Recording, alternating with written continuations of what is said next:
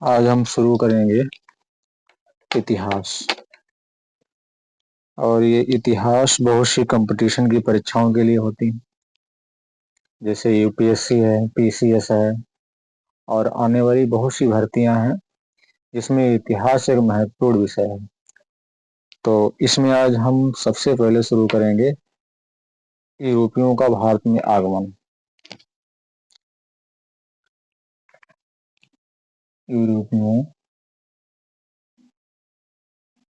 यूरोपीय कंपनियों का भारत में आगमन।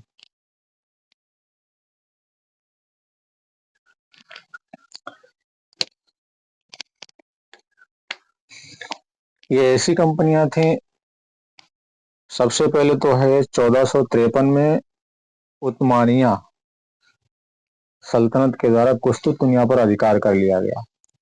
ये जो कुस्तुतुनिया था, ये कुस्तुतुनिया एक क्षेत्र का नाम है, तो इस पर जो है अधिकार कर लिया गया। और किसके द्वारा? उस्मानिया सल्तनत के द्वारा अधिकार कर लिया गया था। ठीक है। तो और ये किस सन की बात है? 1453 की बात है, लमसम 1453 की बात है। उस्मानिया सल्तनत ने जो है कुस्तुतुनिया पर अधिकार कर लिया। 1453 में उस्मानिया द्वारा कुस्तुतुनिया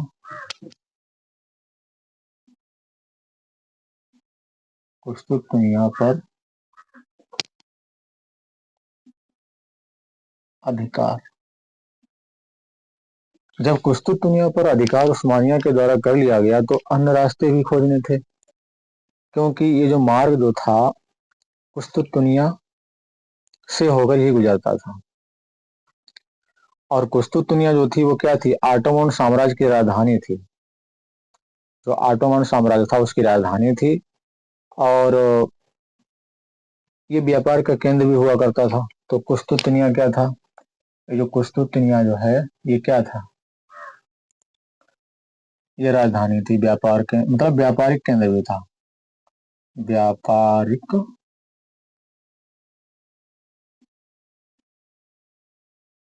केंद्र भी था। और यही जो कुस्तुतुनिया है ये ऑटोमन साम्राज्य की राजधानी भी था। जो ऑटोमन साम्राज्य था, ऑटोमन साम्राज्य की राजधानी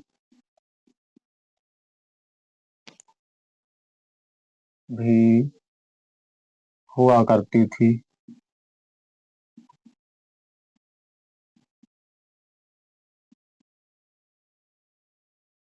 तो ये जो कुस्तुतुनिया था ये ऑटोमन साम्राज्य की राजधानी भी थी और इस पर उस्मानिया ने अधिकार कर लिया।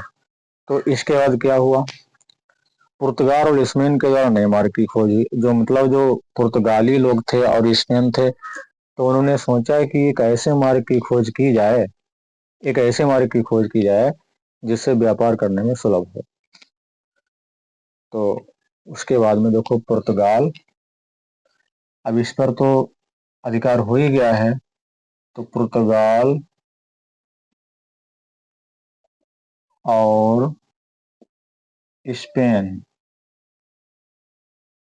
के द्वारा अन्य मार्ग की खोज, अन्य मार्ग की खोज। अब इस अनुमान की खोज जो करेगा तो कौन करेगा, इसके लिए भी फैसला लिया गया। तो अन्य मार्ग की खोज कौन करेगा? एक तो था नाविक जिसका नाम था कोलंबस। कोलंबस ने ही तो जहाज और समुद्री मार्ग के द्वारा इस मार्ग की खोज की थी। और दूसरा था बार्थोलोमेव डियाज। तो बार्थोलोमेव डियाज जो था वो पुर्तगाल का रहने वाला था, बार्थोलोमेव डियाज। और कोलंबस की बात करें तो ये स्पेन का रहने वाला था। कोलंबस कहाँ का रहने वाला था? स्पेन का रहने वाला था। तो सबसे पहले यहाँ पर पुर्तगाल की बात करें तो पुर्तगाल का जो नाविका था बार्थोलेमो डियाज। बार्थोलेमो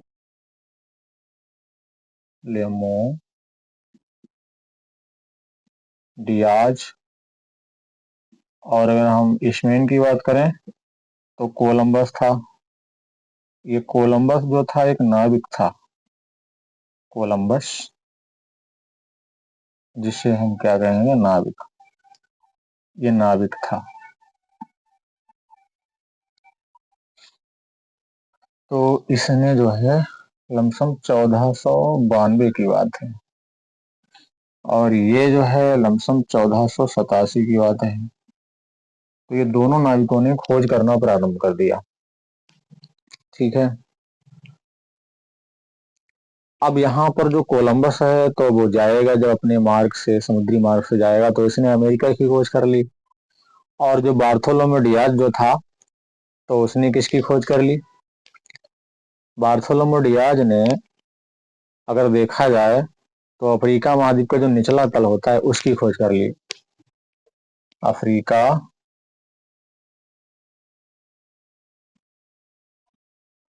महाद्वीप का निचला तल, अफ्रीका महाद्वीप का निचला तल जो था उसकी खोज कर ली किसने? बार्थोलेमो डियाज ने। उसे हम उत्तमाशा अंतरीप भी बोलते हैं, या केप ऑफ गुड होप भी बोलते हैं। उत्तमाशा अंतरीप, जिसे क्या बोलते हैं? उत्तमाशा, उत्तमाशा अंतरीप। और इसे हम केप ऑफ गुड होप भी बोलते हैं। Cape of Good hope.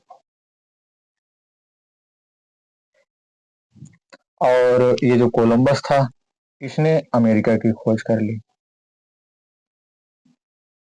ये अमेरिका जा निकला, अमेरिका की खोज कर ली। तो पुर्तगाल और स्पेन के जो नाविक थे, एक था बार्थोलोमेव डियाज और दूसरा था कोलंबस। बार्थोलोमेव डियाज ने अफ्रीका महाद्वीप का जो निचला तल है उसकी खोज कर ली, जिसे हम उत्तमाशा अंतरीप के नाम से भी जानते हैं। अर्ध नाम इसका केप ऑफ गुड होप भी है। दूसरा था कोलंबस, इसने 1492 में अमेरिका की खोज कर ली। तो इन दो नए मार्गों की खोज इन लोगों ने की। उसके बाद में वास्को डी गामा जो आएगा, वो भी पुर्तगाल का नाविक था, वास्को डी गामा। तो ये 1497 में खोज करेगा। ये जो स्पेन, वो पुर्तगाल का दूसरा नाविक जो था, जो पुर्तगाल का दूसरा नाविक था, जिसे हम बोलेंगे Vasco D gamma. Vasco D gamma. ये वास्को डी गामा क्या करेगा? वास्को डी गामा जो है ये 1497 में,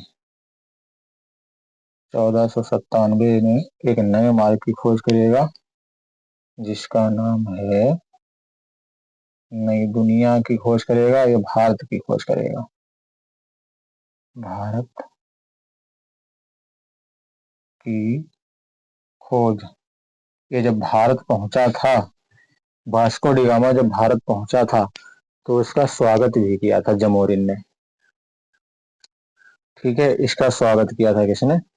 जमोरिन ने इसका स्वागत किया था।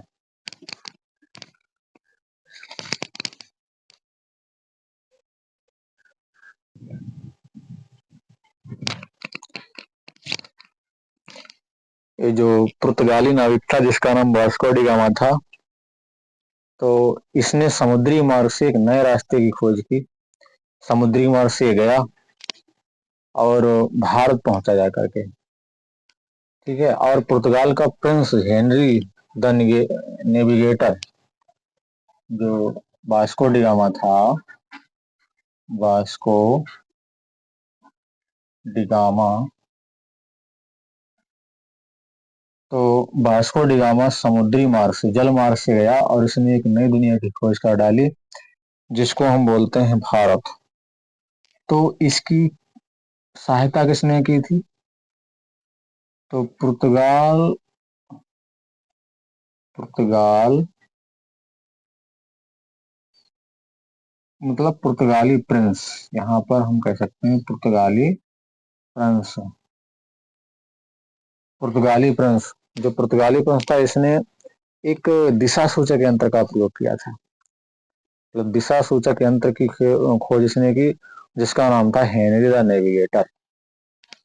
तो Henry the navigator, Henry the navigator ये प्रिंस था। तो ने दिशा सूचक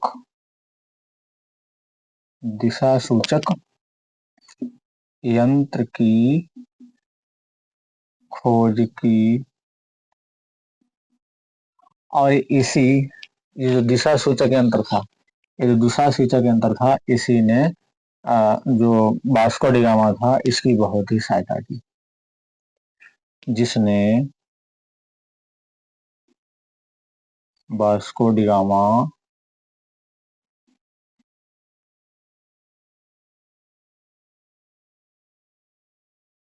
की मदद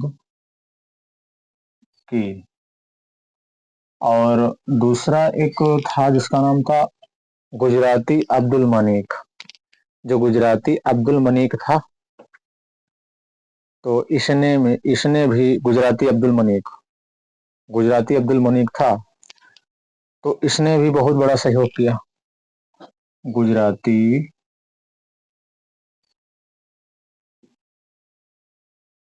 अब्दुल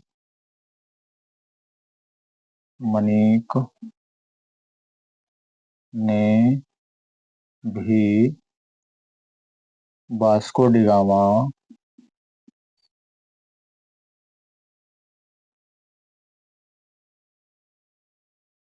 का बड़ा सहयोग किया।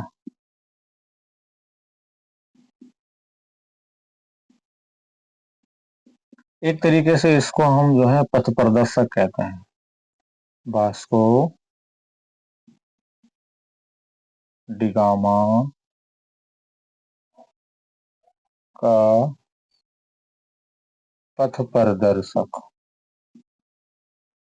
इसको क्या बोलते हैं? पथ प्रदर्शक बोलते हैं इसको।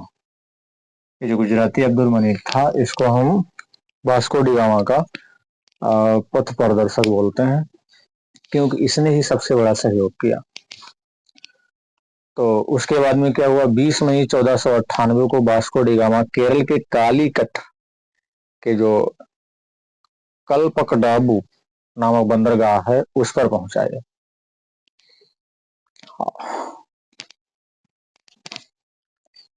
तो 1498 को वास्को डी गामा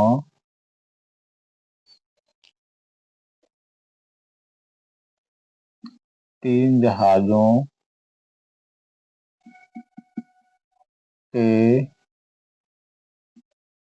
काफिलों के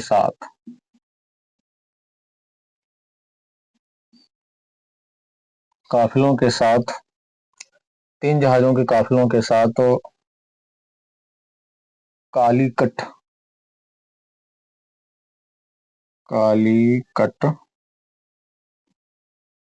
के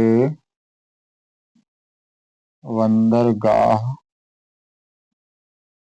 पर पहुंचा, और वहां क्या हुआ?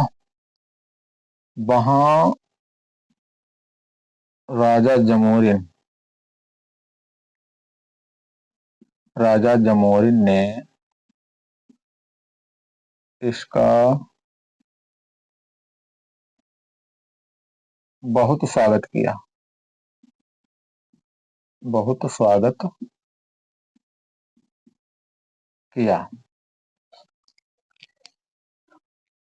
अब इस तरीके से जब वास्को डी गामा एक पुर्तगाली था, तो ये पहुंचा, कालीकट। तो कालीकट का राजा जो था जमोरिन, इसने उसका बहुत ही स्वागत किया।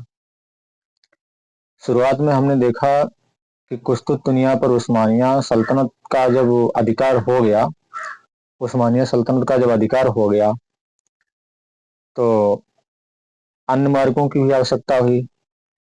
तो इस तरीके से स्पेन और पुर्तगाली व्यापार कैसे करें, तो उन्होंने सोचा कि कुछ अन्य मार्ग की भी खोज की जाए। तो स्पेन का जो नाविक था बार्थोलोमेव डियास, तो इसने 1487 में, फिर 1487 में क्या किया, मार्ग की खोज करने निकला। तो इसने जो था केप ऑफ गुड होप की खोज कर ली, जो अफ्रीका महाद्वीप का निचला तल, उत्तर महासा, और इसको हम तूफानी अंतरीप के नाम से भी जानते हैं। इधर क्या था, स्पेन का नाविक कोलंबस था, तो ये भी चला मार्ग की खोज करने के लिए। तो इसने अमेरिका की खोज कर डाली 1492 ईस्वी में।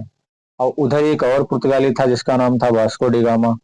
तो वास्को डी गामा की हेल्प भी की दिशा सूचक यंत्र ने।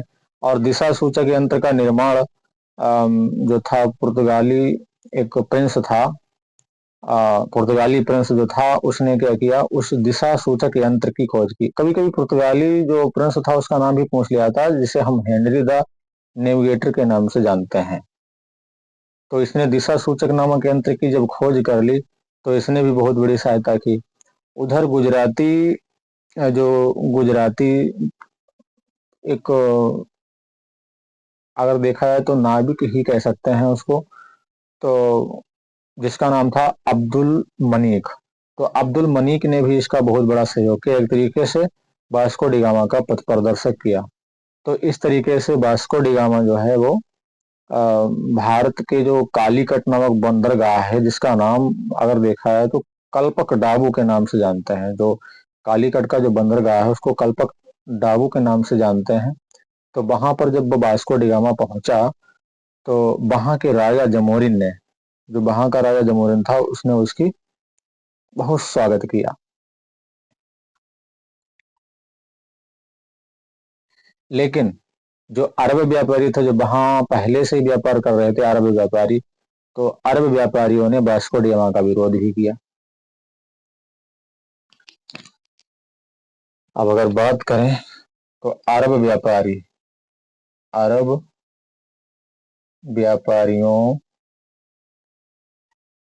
ने वास्को डी गामा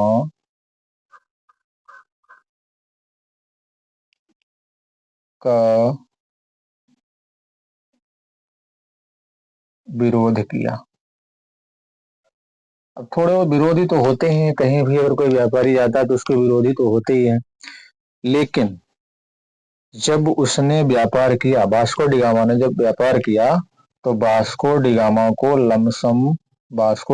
60 गुना लाभ प्राप्त हुआ। वास्को डी गामा को व्यापार में 60 गुना लाभ प्राप्त हुआ। 60 गुना लाभ प्राप्त हुआ। बार बार इस बोर्ड को साफ करने में दिक्कत हो रही है।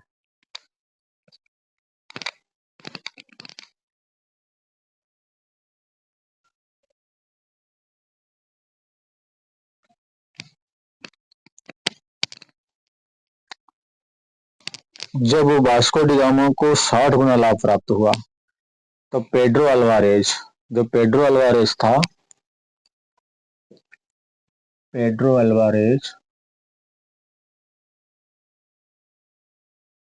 अल्वारेज 1500 ईस्वी में 1500 ईस्वी में व्यापार करने भारत पहुंचा। जब वास्को डी गामा को साढ़ू नाला प्राप्त हुआ तो पुर्तगालियों ने सोचा कि बहुत लाभ हो रहा है, तो फिर 1500 ईस्वी में पेड्रो अल्वारेज जो था वो व्यापार करने पहुंचा, और पुर्तगाली जो शासक था पुर्तगाली शासक मैनुअल प्रथम को वाणिज्य के प्रधान की उपाधि दी गई थी। और 1503 में कोचीन में पुर्तगाली फैक्ट्री कोठी बनी। 1503 में 1503 में पुर्तगाली कोठी कोचीन में बनी। इस तरीके से पुर्तगालियों ने कोठियां बनाना भी प्रारंभ कर दिया। अब फिर तीसरी बार वास्को डी गामा भारत पुर्तगाली वायसराय के रूप में 1524 में आया। अगर बात करें 1524 में, तो 1524 में वास्को डी गामा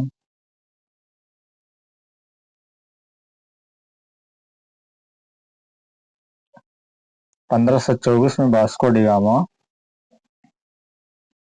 तीसरी बार भारत आया। तीसरी बार भारत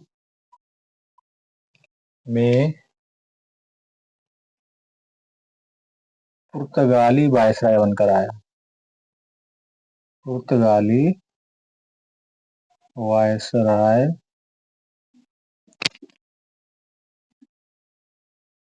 बनकर आया।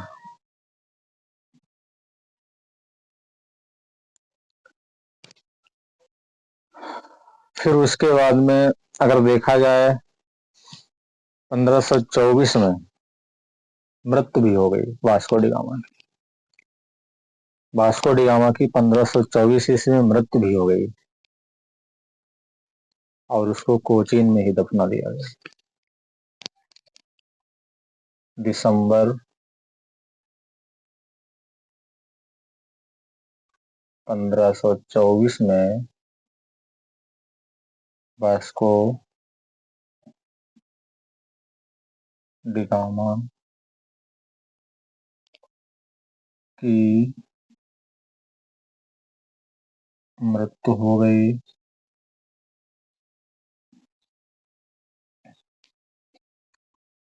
तथा उसे, यानी वास्को डी गामा के मृतक शरीर को उसे कोचीन में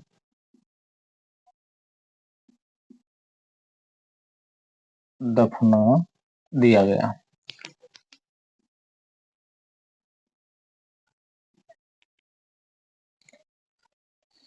यानी तीसरी बार जब भारत में आया था वास्को डी गामा, तो दिसंबर 1524 ईस्वी में उसकी मृत्यु हो गई और उसके मृतक शरीर को कोचीन में ही दफना दिया गया।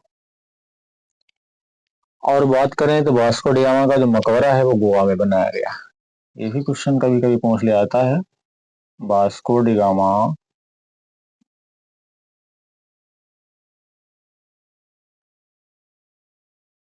का मकबरा गोवा में